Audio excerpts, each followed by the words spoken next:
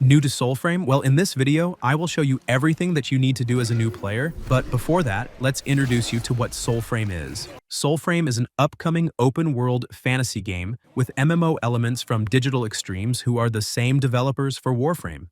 Digital Extremes decided to create Soulframe primarily as a passion project to expand their legacy into the fantasy genre after achieving long-term success with Warframe's sci-fi universe.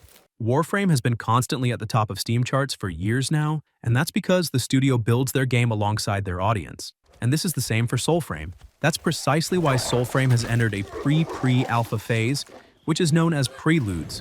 This deliberate approach allows Digital Extremes to build up the game from the foundation up, with deep collaboration with the community, which ensures player feedback shapes the experience every step of the way.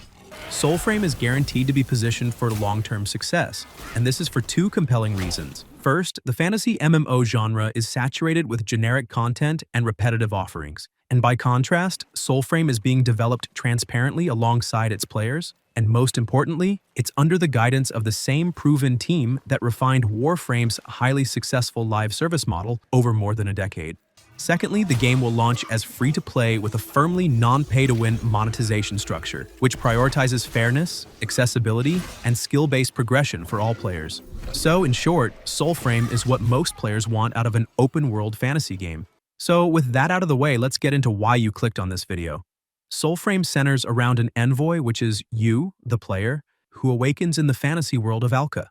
This is a land suffering under deep spiritual corruption from a hostile faction known as the Ode, who threaten the balance of this world, and it's up to you to restore the balance and clear the corruption by exploring ancient regions, awakening long, slumbering ancestors and cleansing the corruption that has spread across the land.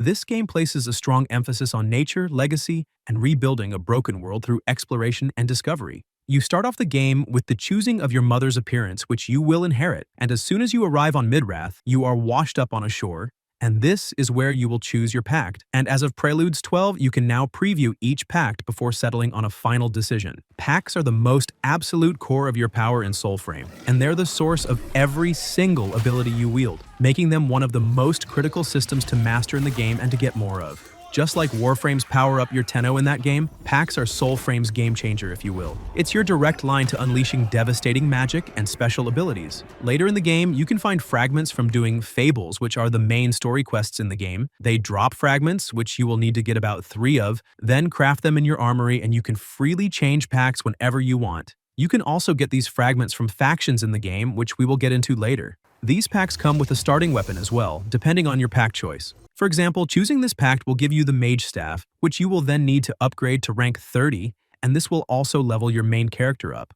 The main character level is in the top left of your screen. Once your weapon is fully ranked up, you can easily switch it out for a new one once you've gathered enough fragments for that new weapon and crafted it. These weapons, armor, and packed items all work the same way as in Warframe. You gather fragments, then craft them in the armory and wait for the hours to get to 0. Then you can claim these weapons, armor, or packs. Each time you craft and level up the pact, armor, or weapons, your main character level will go up. This level increases while technically upgrading and not while defeating enemies, although defeating enemies increases your weapon's rank, which in turn upgrades your character. We're getting a little bit off topic here, but that's how you progress with your character level. What you need to do before all that is look for the ancestors, which adds features to the game, and these quests are called fables, which are the main story quests for the game. To find ancestors or fable quests, you can do this by exploring the open world, which triggers short quests or fables, and completing these invites the ancestors to the Nightfold.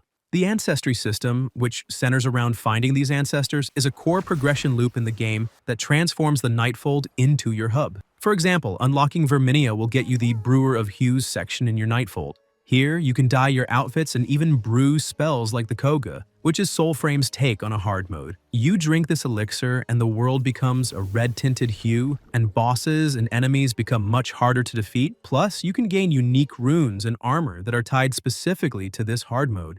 To access the Nightfold, simply hold Tab on your keyboard or look for the specific button in your button menu.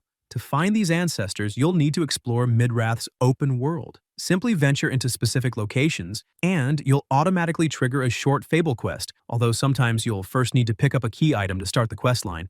Once the fable starts, tracking it is a breeze. Just press G on your keyboard or the right button on your controller to summon your bird companion. It'll fly ahead and guide you along the right path. If your bird just hovers in one place without moving, no worries. Just head to your journal in the menu. It'll give you clear directions on your next step. Select the fable, hit track, and your bird will update accordingly. If the bird is still hovering in place, that means it's time to investigate the area closely.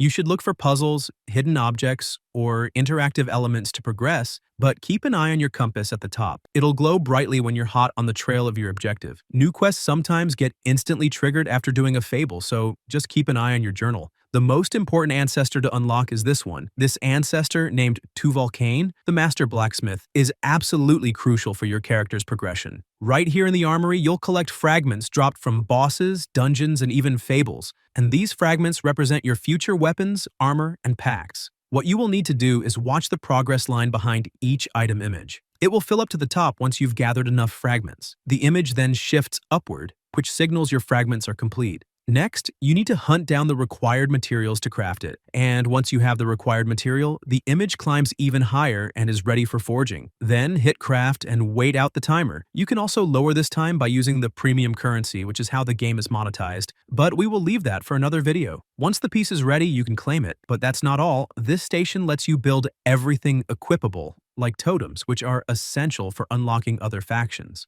And speaking of factions, that's the next big game element we need to dive into. There are 3 main factions or enclaves: Alca's Children, Kith of Kings, and the Silent Rose.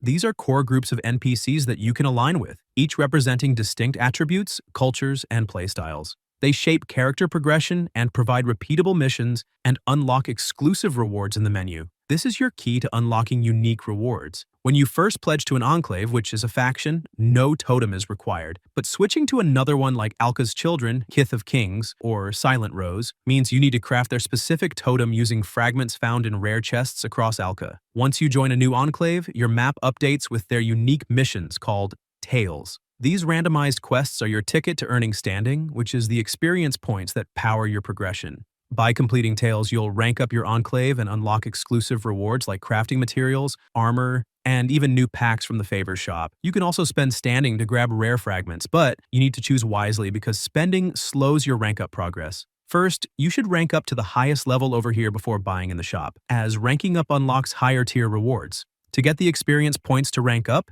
you will need to do Tales, which come in 3 tiers: Tier 1, Tier 2, and Tier 3. Higher tiers mean bigger challenges and better rewards. For example, a Tier 1 tale might be a single task, while a Tier 3 tale could involve 3 objectives and grant up to 1,000 standing in high-level zones. Focus on those Tier 3 missions in northern areas to rank up faster, so stick with your enclave, grind those tales, and watch your envoy grow stronger. Yeah, guys, that's the complete guide. So if you found this info at all insightful, hit that like and subscribe button, and I'll see you in the next one.